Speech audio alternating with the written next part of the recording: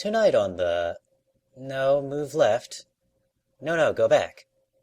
Almost there. Yes, okay, perfect.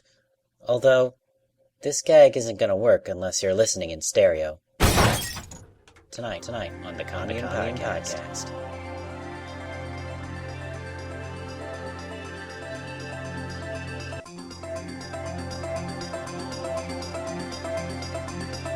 Hello and welcome to the Commune Podcast. Today we will begin going over Soundvoyager, a member of the Bit Generation series for Game Boy Advance. But before getting into Soundvoyager, I just wanted to ask, Zanrio, how have you been doing? I've been doing good. I've just moved. Oh yeah, so are you all done with that? Yeah, so I moved out into my new place here. How is the new place? It's okay. It's like student dorm thingy, so. And how far have you gotten in Soundvoyager? I've played most of the games. Okay. Fox, how have you been doing? I've been alright. How are you? I'm doing well, thank you. How far have you gotten in Soundvoyager? I got to the end of Sound Chase, where my blind policeman was able to capture the criminals. That's not a comforting thought. It took a lot of trial and error, but he did it. Couple casualties. But can't make it on without breaking a few eggs. Can't make eggs without breaking stuff. Alright. What are you breaking? The law, presumably. Shouty, how have you been doing? I'm doing well. Alright. And how much of Soundvoyager have you played? Like a third, maybe. Okay. Yourself, how have you been doing? Just fine. Alright, that's acceptable. And how much of Soundvoyager have you played? About the whole left half, and then enough on the right half to have tried each of the mini games. Okay, so you did that thing where, like, you hug the inside curve. Right. Okay. And Adrian, how have you been doing? Sweet and sour. Alright. I don't know what that means, but it sounds interesting. It means I have to. Sauce. It means I have to enjoy my summer vacation as much as I can before I have to go back to being a full-time student. Yeah, me too. So how much of Soundvoyager have you played? I reached the end of Sound Drive. I have only played like a sliver of Soundvoyager, to be honest, playing the inside curve of the left half. I find it hard to make time for Soundvoyager. Partly because of a lack of interest, and partly because, like, even in games I'm not interested in, if I just have some free time while chatting with people, like Saturday morning or something like that, then I can open a game and mess around. Like, that's how I played Darius Twin. But yeah. Soundvoyager, you can't really do anything else during. It requires a lot of concentration. Yeah, you can't really talk to people. You kind of need everything to shut up and listen carefully. Yeah. Maybe I need, like, a Google Talk plugin where pressing left and right. How about a GPS for Soundvoyager? A GPS for... Yeah, like it says turn left for the next sound. Yeah. What? Turn left at the next cow moo. That's what your GPS does if you use it in, like, Nebraska.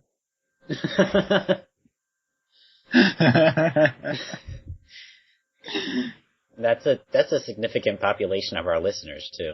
I know, we've just lost all of them.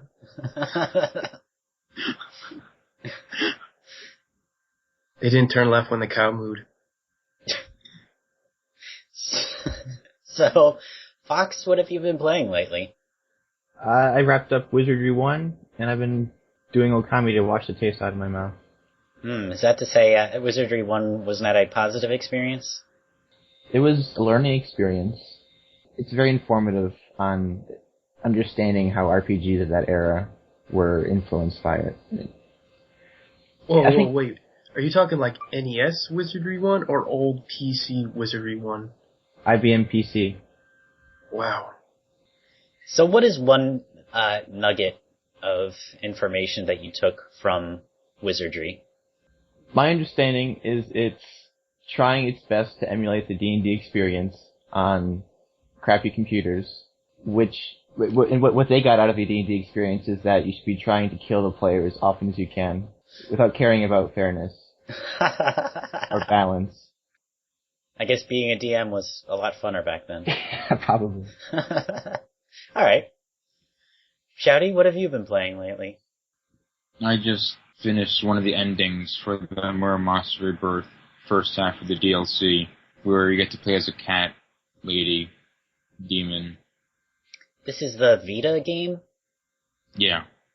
Alright. And how did you like the cat lady? She's pretty fun to play as, only if you're playing as the cat. In Vanilla Muramasa, you have two different kinds of weapons. You have long swords and normal swords, and long swords take they're stronger, but they're more deliberate in their swings. So with the cat lady, you have the cat and the lady to control. And the lady is like the long sword, but I guess it's a more quick version of the long sword. And the cat is just crazy fast, so I enjoy playing as that more. Huh, okay. Yeah, I never used the long swords really in the vanilla game.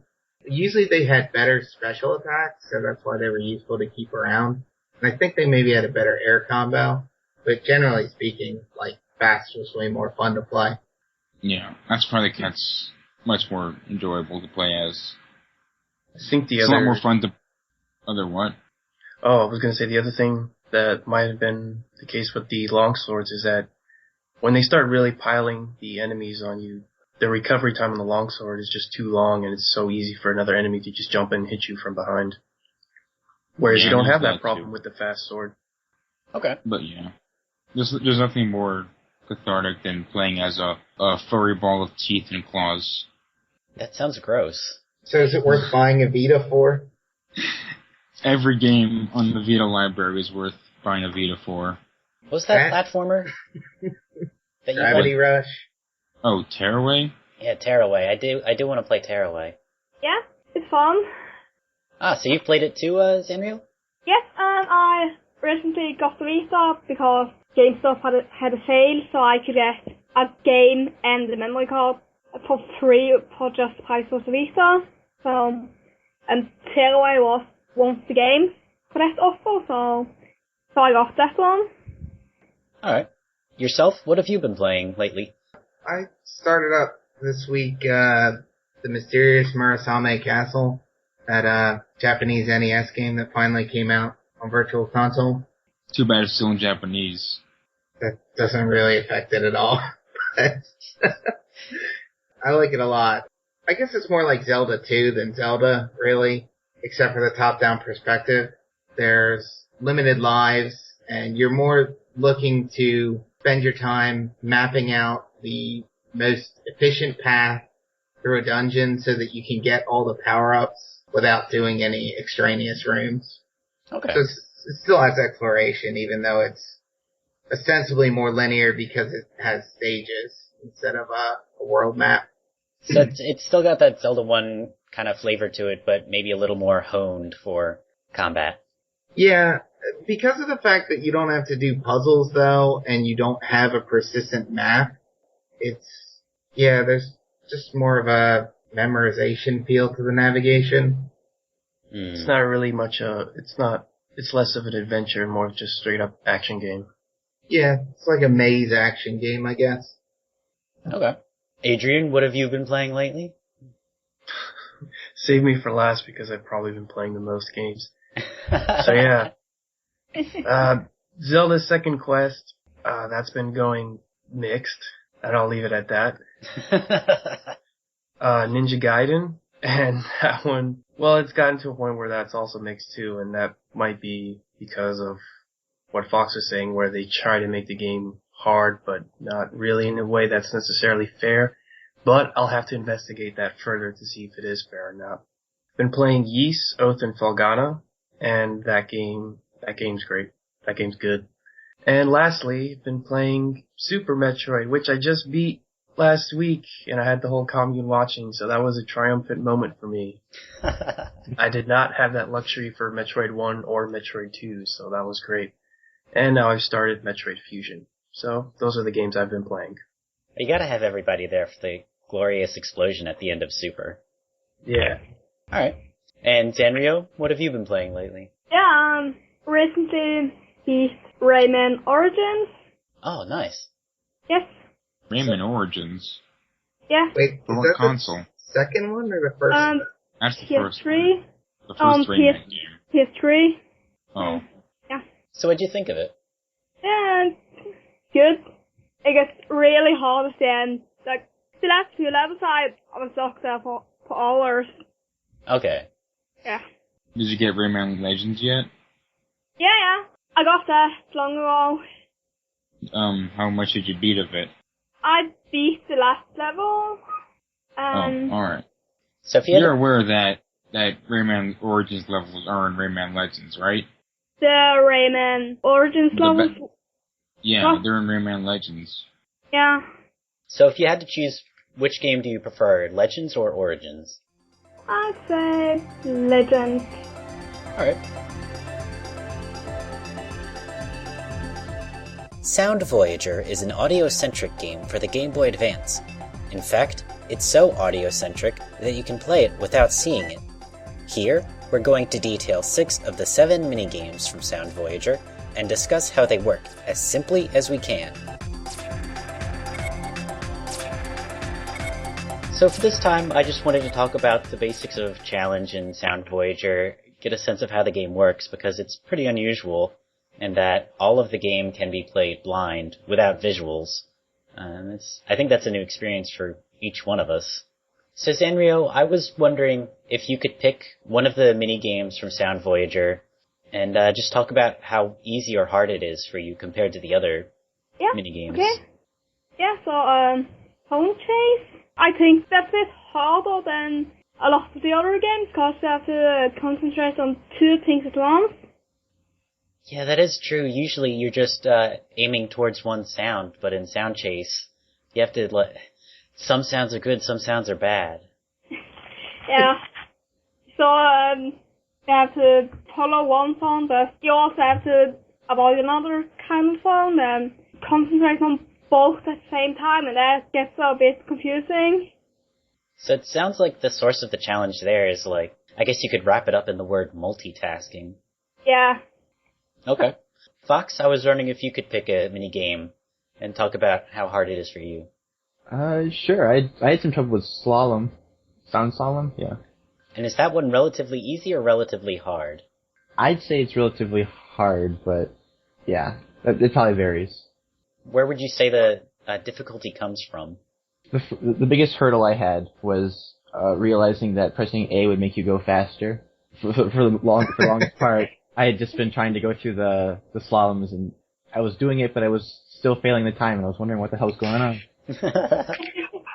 I had the same problem with Sound Chase. Just like that knowledge barrier where, if I had a manual, it would have been a lot easier. Yeah. So once you knew that you could hold the A button, though, it must have been easier. It was easier, but I still had trouble because missing any of the slaloms, you'd lose some time. And that ended up killing me a lot later on. Okay. How would you describe the source of challenge in Sound Slalom? About the same as any other, where when there's a time limit, you're trying to focus on where the sounds are coming from and placing where the slaloms are, and trying not to panic when you realize the time's going down. I think trying to keep calm is a big part of it. It's hard to keep calm when the timer is ticking so loudly, though. Yeah. It's difficult to concentrate on sounds as it is, and then that timer kind of messes with that. Totally, yeah. Yeah. Okay. Shouty, I was wondering if you could pick a mini-game and discuss the source of its challenge. I think the source of Sound Cannon's challenge is, I don't know if it's just me, but I think the targets in Sound Cannon are moving around. Yeah, so, they are. Well, that's just bullshit. Sorry. No, it's fine. Because the point is to pinpoint the sound, not to pinpoint a moving target's sound. But you're applying a different standard to sound than you do to visuals. Like, if a target was moving in Gradius, you wouldn't say that was unfair. I might like Gradius more like that, if nothing moved. But yeah, go on. it's hard to visualize sound when it's moving around. Yeah, it is. I think that is the challenge of sound canon, isn't it? To try and figure out the trajectory of the sound. Are they moving in a pattern, or is it just random? I've only played the first sound canon, but the ones that move, I think, move in a circle. Oh, like they orbit you. They just spiral around. I think that's how it works. See, I think I would like it, or I would prefer it if they moved in different patterns, like sine waves or different kind of sine waves. So would that make it easier, or just add variety? I think it would just be both. Okay. Because if they're moving in a circle, then I'm trying to follow them, but I'm also trying to shoot at them. So I have to shoot at where they're going, not where they are when I hear them. Right, you have to lead your shots. Yeah. I Are we can't, and sure it's really difficult when I'm using cheap headphones too. Well, yeah, I have like $10 earbuds still, so. But I'll get to that later. I have hand-me-downs from my brother-in-law, so maybe you should consider having a brother-in-law. So, Shouty, would you say that sound canon is relatively hard or relatively easy compared to the minigame set in Soundvoyager? Well, your only time limit is getting hit by the targets trying to shoot at.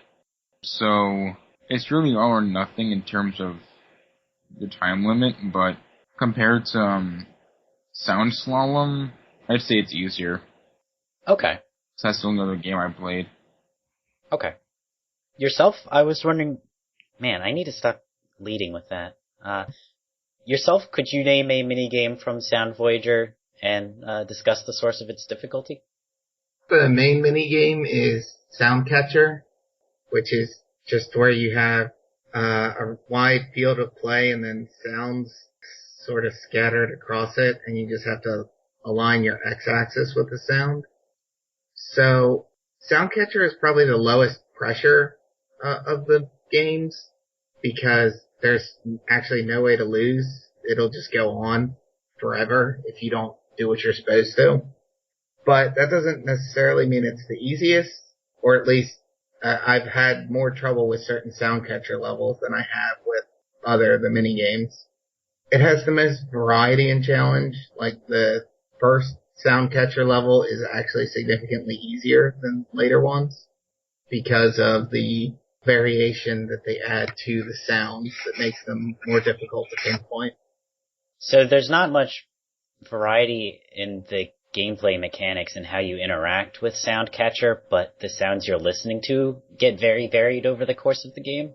Yeah, that's how they, it's sort of like the game's version of enemy variation.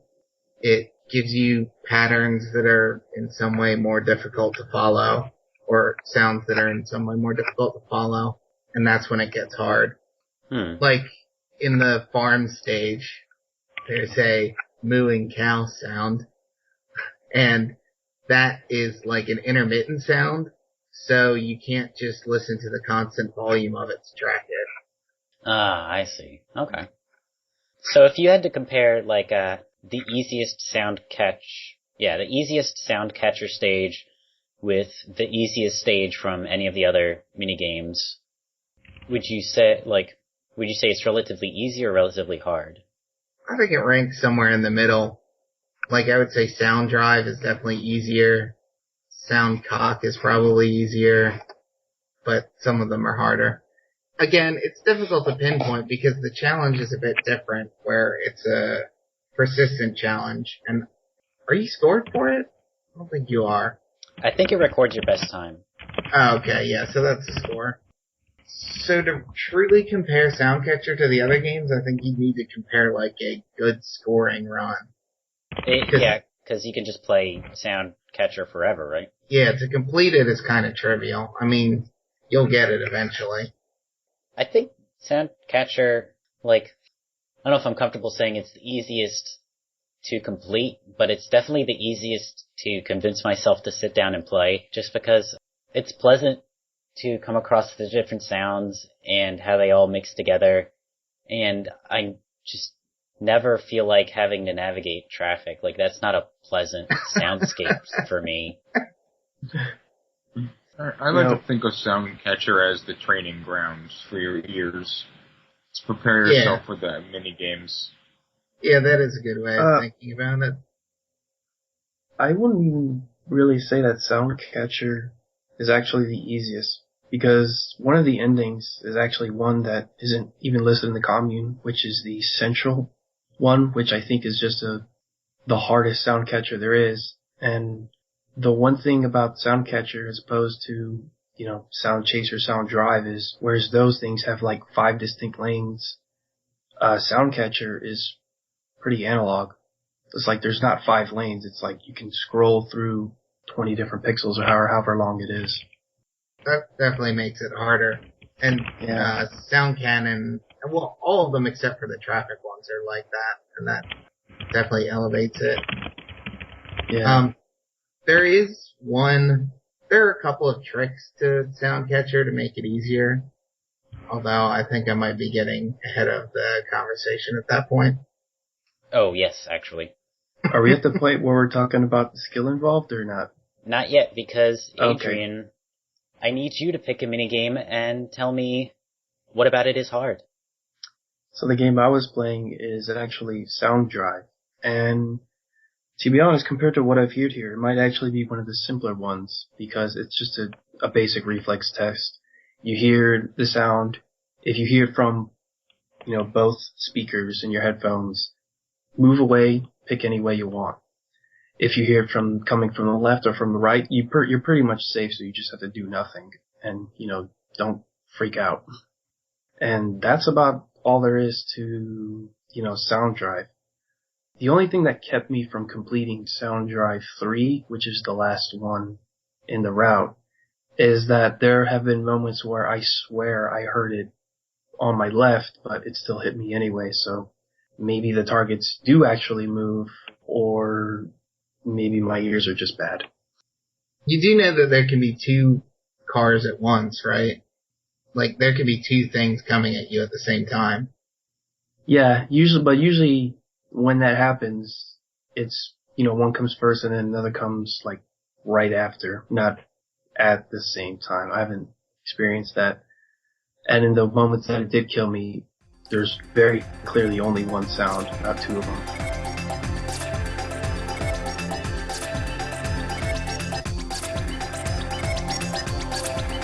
Moving on, Shouty, what was the game that you played, Blind? I tried Soundcatcher 1. Okay. And was that easier or just as hard with your eyes closed? I think it was harder. Why do you think that is? I think the controls in Soundvoyager in general are kind of slidey, so I didn't know how much I was moving. In relation to how long I was holding down the direction button. I don't think there's stopping momentum, but there's definitely friction to your startup. So that the longer you hold the shoulder button for the first, half a second or so, you will keep speeding up. And that's not something that's easy to pick up on just by listening to it. I don't think I would know that unless I had watched, the little dots in the background. Yeah. Wait, did you say shoulder buttons? Don't you mean the D-pad? I use the shoulder buttons. Oh, okay. So either work. Yeah. Alright. But yeah, I needed to see how far I was moving, just to make sure how precise I needed to feel the sound coming through my ears. Yeah, I feel like when I hear a sound, I can sort of plot it on the screen with my eyes and then fixate on that position. Even if I could hypothetically do that in my head, it's easier when I have that grid to look at. Exactly. Alright. Zanrio, have you been able to play Sound Chase blind? I thought it was harder to play blind because then I can see the green dot popping up and yeah. Yeah, you get that little hint at the beginning if you have your eyes open. For most of the games, actually. Yeah. Well, I only really played level 1 of this, so yeah, so even if it disappears, it sometimes shows up again and for a moment, and then you can see where it is. Okay. Yeah. Fox, with Sound Slalom, were you able to play it blind? For Sound Slalom and for all the games, I tried to play it blind, and at first it was a little harder, but I think the more I forced myself into it, it eventually became easier to play it blind than to play it with my eyes open. Huh. Why is that easier with your eyes closed now? I know you guys were saying that you found the grid easier to stabilize where the sound was coming from, but it seemed to be more distracting to me. At least that I think I was focusing less on the sounds themselves than trying to position them, and I think that was a distracting force for me. So that, you can't literally see the sound. So whatever thing you happen to see in the grid might be off from what's actually happening. Right. Okay. Yourself, did you play Sound Cannon blind? Oh, I get Sound Cannon now. I played all of them blind. I'm with Fox. I think the game, you lose some of the hints when you close your eyes, but I think that it eventually becomes easier to play. You don't really need the flickering grid. I mean, I just didn't find myself visualizing the positions at all. Like, the sound had a position in my head, I guess, where I could tell when it was in the center. For Soundcatcher, it was probably the easiest, or the biggest difference between eyes or no eyes. But yeah, I didn't have any problem playing blind. Sound Cannon, I think, was kind of hard, though. I mean, Sound Cannon's hard to start with. So what is the major difference between playing Soundcatcher blind and not blind? There are, I guess, two major differences. One is that if you're using your eyes, you do get more hints. As Shouty mentioned, you can see the movement of the dot. You can see the grid sparkling, which also is an indicator. You could actually play Soundcatcher without volume because you could use the grid. And you have that little waveform up at the top of the screen that tells you how close you are to the sound. Is that just the wave, like the... Man, I don't remember my wave terminology, but the frequency, I guess, gets bigger as you get closer to the sound? No. Frequency increases as you accelerate towards the sound, but that's not what's happening. I think it's just a visual aid. I don't think it's actually representative of anything. Okay. You're thinking of like the Doppler effect, right? Yeah. Yeah. And that's only when you're accelerating or decelerating. Okay. So anyway, there was that, and then, as Fox said, I thought not having to look at things, just I was able to hear the sounds more clearly or concentrate on them more easily. You didn't have that visual distractor. Yeah. Alright. Adrian, have you been able to play Sound Drive blind? Yes, I have. And was it easier or harder blind? Kind of neither. I mean, the game is such a simple enough reflex test that I could play it, with the visuals, and it really wouldn't affect me much at all, but it is more helpful to play it blind.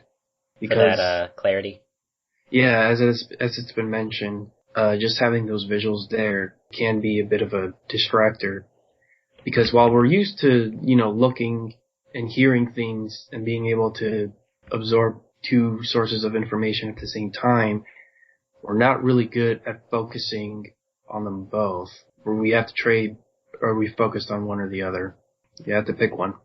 So Fox, what was the key to improving at Soundvoyager?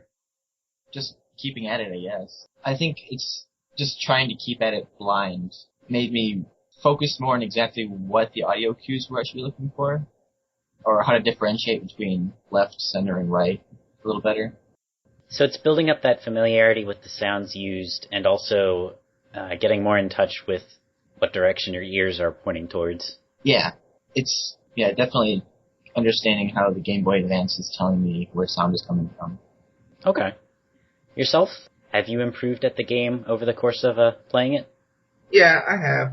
There are some minimal cues or just things that you learn about the game, like in Soundcatcher, for instance, when you pass a sound, it resets you to a center location, so that if the sound was on your left before, it'll be on your left again after you pass it.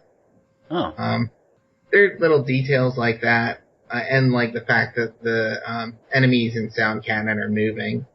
But the biggest thing that made a difference to me was I learned my like headphones or my ears better, because I figured out what exactly something that's in the center sounds like. Like, weirdly, to me it sounds slightly right of center, and I don't know if that's my headphones or just that my right ear is stronger. Oh, you can adjust that in the options. Yeah. Regardless, figuring that out made a big difference on making the game easier. Okay. To chime in on that, I think part of how I got better was understanding that it wouldn't be dead center and trying to like get it perfect, is understanding where you can be a little off and you'll still adjust for that. I'm still trying to learn where exactly that center point is for me. I know what you're talking about. Yeah, I just think of like my right eyeball, and that's where it is. Oh. Zanrio, have you improved at Soundvoyager? Yeah, I think so. And what do you think is the cause of that? Getting used to the type of gameplay and type of game. So just building in that familiarity. Yeah. So once I learned to actually, once I tried playing a bit and seeing what worked, then I got step by step. So some of it was just experimentation. Yeah. Okay. Adrian, have you improved at the game? Yes, of course. And a lot of that is just simple adaptation. And I don't just mean like playing it blind and then trying to recognize when the sound was actually in the center of the screen, but also little things like how long do I hold the D-pad? Do I tap it a little bit when I'm getting near to the center just for that extra bit of precision? Do I hold it more until I stumble upon the sound by accident? You know, just little things like that. And also, you know, committing to short-term memory. What does it actually sound like when it's in the right place? Of course, one way that I've been getting better that I don't like is in Soundtrack 3, where I'm losing enough to the point where I'm actually memorizing exactly where they're going to be, and that's not a way of getting better at the game that I want. But it's going to happen whether I like it or not. I'm just going to remember, oh, I move left and then go back to center here. Oh, I move left again, go back to center here. And then I just do that for the whole minute and a half that the level lasts. And yeah, that's one way I've been improving that I don't want to, but what can I do? Although hopefully now that I've given the game a rest, I can probably go back to it and play it less with memorization. Yeah, playing the game for the first time, I just assumed stuff like that would be randomly generated so that you couldn't memorize it. Turns out it's not. But I'm not so sure about the sound catchers, though. I have no idea if those are randomly generated or not. I don't think they are. I'm pretty sure they're consistent location. The only thing about Soundcatcher that makes it harder to memorize, aside from the fact that it's much more drawn out than Sound Drive, is that if you miss a sound enough times, a different sound will come up. So the game just moves you on eventually. Yeah. And Shouty, have you improved at the game? I don't know. I'm not sure if I can call it an improvement. So, do you think you could pinpoint what's holding you back from making more progress? I think my headphones are crap. It's a technology issue. Yeah, that, and I don't have a very faithful bond with my sense of hearing. You kind of need headphones for this game, too, because I don't really think they intended for you to play this with the speakers in the Game Boy Advance. Well, there's only one speaker, so you can't play with mono. So of course you can't play with the speakers in it. I wonder if the game itself comes with headphones. Maybe they have to come with special headphones that are... I don't know, do you think really any Japanese people don't exist? Or any Japanese people exist that don't have headphones? Oh, Maybe that's I why don't they know. didn't release it over here. They didn't have faith that we had good enough ears. Yeah, or good enough headphones. So, it sounds like you're just not used to having your ears tested, and that this is an unusual test for you. Yeah, I'm used to having, when you go get your checkup at the doctor's office, you have each ear tested individually. Yeah. You don't have them tested at the same time, so that's where it gets kind of muddled up for me. Being able to manage both ears at once. Yeah. And put together the clues in 3D space. Or I guess. Yeah, 2D. it's like trying to use your ears like chameleon's eyes. Each one has to work separately. Yeah, we have that power. Well, I don't want to use it. It takes too much energy. Alright.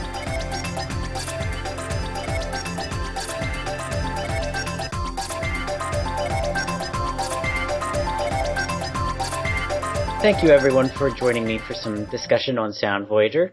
To wrap up, I was wondering, Adrian, are there any other blind-friendly games you would be interested in playing? Like, just genres?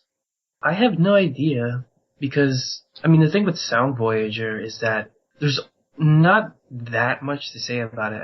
It's not quite a pure skill game, but it's pretty close to it, where all it is it just tests one thing, and only that one thing, and there's not really much complexities you're gonna build over time to, augment your lack of skill in one area. It's pretty much get good with your ears, and that's about it. That or memorize the levels.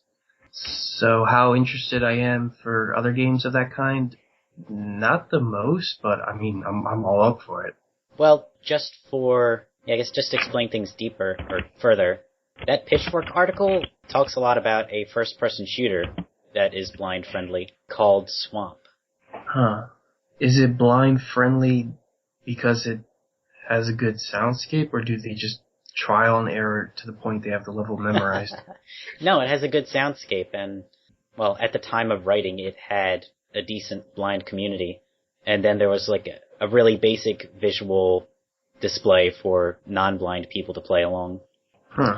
Yeah, the article talks about how he had to pick up on, here's how my feet sounded on the sidewalk versus the grass versus the swamp. And he described a process that people had for going down aisles of a convenience store together in order to, like, clear it out really efficiently in the game, not in Clear general. the convenience store out as fast as possible.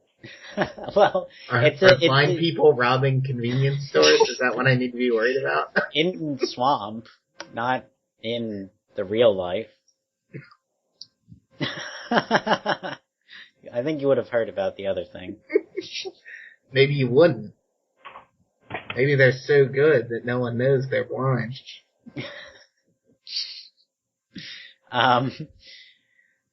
So yourself, would you be interested in seeing any variations on blind-friendly gameplay? Oh, well, I wouldn't be seeing them now, would I? Yeah, I would definitely try something else out. I don't exactly like the game that is Bit Generations just because it's so simple. Or I don't like the specific gameplay, but I did really enjoy or appreciate that it got me to use my ears better and listen to stuff better.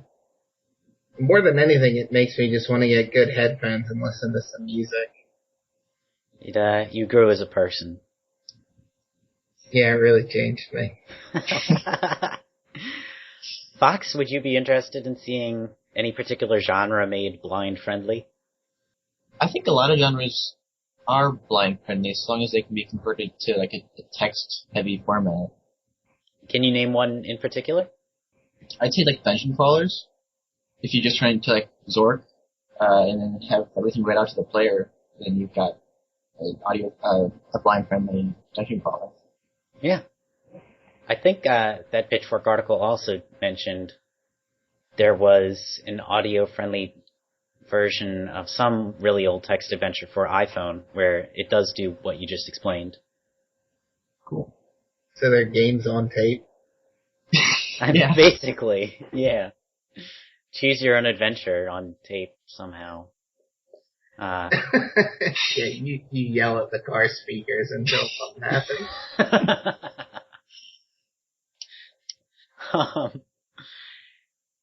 Sanrio, are there any genres you'd like to see blind friendly? Well, I don't know about any specific genre, but yeah, I'd like to see more games like that because it's interesting. It's a different experience, this game, and yeah, so could be cool to see. So you'd be open just to see what else people could do? Yeah. Alright. Yeah. Shouty, are there any genres you would be interested in seeing blind friendly? I think a stealth game could work. Oh, because that is already very, relies a lot on proper soundscapes, right? Yeah. I would like to see a blind friendly platformer, to be honest. I don't know how that could work. But, Yeah. if someone made it work, I'm there. It seems like you could, I don't know, it seems like it'd be doable. I feel like your character would have to make sound to indicate, like, what direction they were moving. Like, Well, while you're going up in a jump arc, the sound would go up in pitch, and then when you're falling down, the sound would go down in pitch. what about Harmonite? That game has a really intricate soundscape. That's what I thought Greg was going to say. I thought he was going to be and say, I want a blind-friendly rhythm game. I don't think rhythm games are that blind friendly. Well, You why don't not? hear you don't hear anything unless you hit the cue. No. Well, Rhythm Heaven, maybe, but yeah, you can't do, like, There are DDR. cues in, DDR, but there are cues in Harmonite. Oh, okay. Thinking about what yourself said, Burning Rangers, you have a pretty distinct sound every time you jump, because you have that jetpack flaring up, and as you walk around, your footsteps make a very conspicuous sound. Fire definitely gets louder as you get close to it. That might actually be playable blind. So do you want a Commune Burning Rangers, but with the special requirement that everyone has to keep their eyes closed? That would go so well. I can only imagine good things happening. How far did you get? I don't know. Yeah. To reference the Pitchfork article once again, apparently part of the difficulty playing games blind is being able to navigate menus. Yeah, that's what I was thinking in Soundvoyager. Its menu is not navigable via sound only. You kind of expect him to say what you're hovering over. Yeah, that's what I would think too. Well, I mean, different sound capture levels make different noises, depending on which noises that are featured in that sound capture level. So does Sound Chase make a car honk when you hover over it? Yeah, I think Probably. so. I mean, and I know that sound cannon makes the cannon noise. Oh man, I never even noticed. But for instance, how would you quit a stage? Because it says A to retry or B to quit or something like that. Oh. Or like if you die. Yeah, you would just need to memorize that. You just need to know, well, isn't that like common video game knowledge? Where A is confirm and B is decline? Yeah, but this game is stupid and it switches them. Or the first time it's A is yes and B is no, and then it flips them when it asks you, are you sure? Oh, yeah. Are you sure? So, Shouty, while we're here, any final words? Anything I have said is not, accountable. Alright. Yeah, that'll hold up in a court of law. No problem. Zanrio, any final words? Not really. Alright. I said what I was going to say. Yeah. Adrian, any final words? I would be up for another one of these mid-generations games, or just, raw challenge kind of games. or even just sound-based. But at the moment, there are other games that I kind of want to play, and not those. I mean, I'm up for it, but just not now. I'll still be playing Soundvoyager just because I want to see all the levels. But I am going to put a blindfold on myself and have it recorded on a webcam just to show that I am playing this game blind. I'm going to do it. Regular David Blaine. I think it would be neat. I already told this joke, but I gotta tell it again. I think it would be neat to do a screen cap LP of Soundvoyager. Fox, any final words? I'd like to see feedback from somebody who is naturally blind or playing this game, just to see how different the experience or how similar the experience would be compared to someone who is used to seeing all their lives or relying on sight. So you think asking a blind person about these games might be interesting? Yeah. Okay, that's definitely a good point. Yes, I agree. Because I think a lot of the challenge for a non-blind person is getting used to relying on a secondary sense and adjusting for that. But if that's already your primary sense, then I wonder what their experience would be. Yeah. Golem, can you arrange an interview with a blind person instead of a interview with the game developer? It would be really nice to be able to find like a blind gamer, but can't you just go to whatever? No, something that was mentioned in that Pitchfork thing. Yeah, doesn't that have stuff about blind gamer forums? Yeah, I think so. Yeah. It is starting to feel awkward at that point, though. Here's our token blind person. Yeah, hey, black guy, come tell us what you think about this rap music. Man, what is it, exploitation. Sure. Yourself, any final words? How are we gonna do another podcast about this? I don't know, we'll have to play and find out. Alright, I can't wait. There's definitely more than just what makes this game hard. Sure is. Yeah, that's what makes this game easy. Thanks.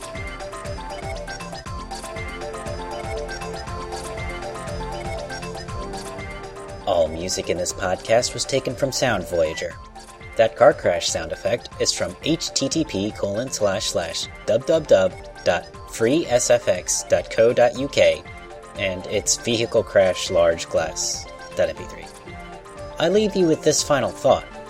When I say there's more to Soundvoyager than just what makes it hard, I mean, what gives it aesthetic worth? Is there a meaningful juxtaposition of elements? Is there a rising and falling action? Are there motifs? All that stuff. It's easy to write off simplistic games as only having worth in their challenge, but doing so only sells them short. Soundvoyager is no different.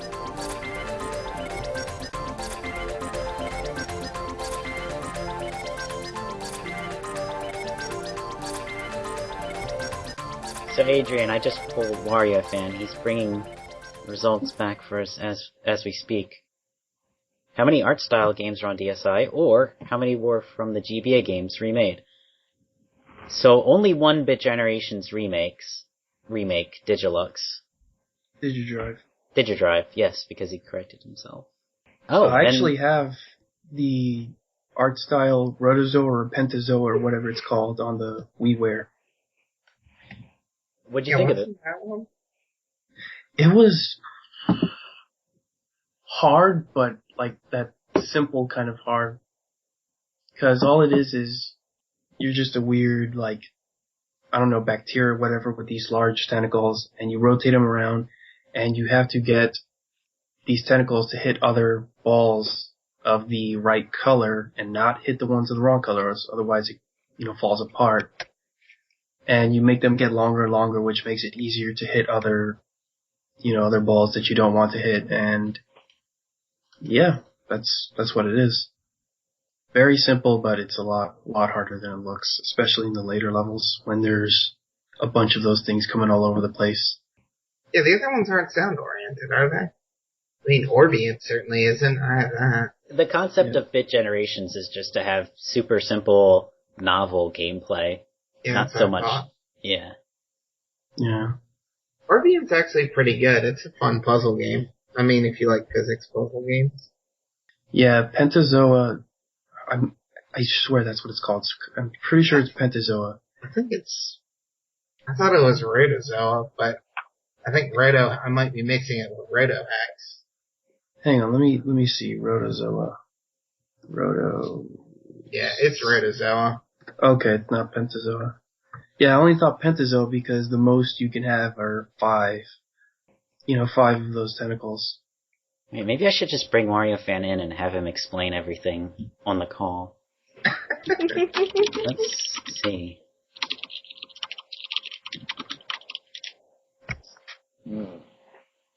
Let's see if he accepts. Oh, that's why. Its alternate name is Pentatentacles. That's why I got it confused.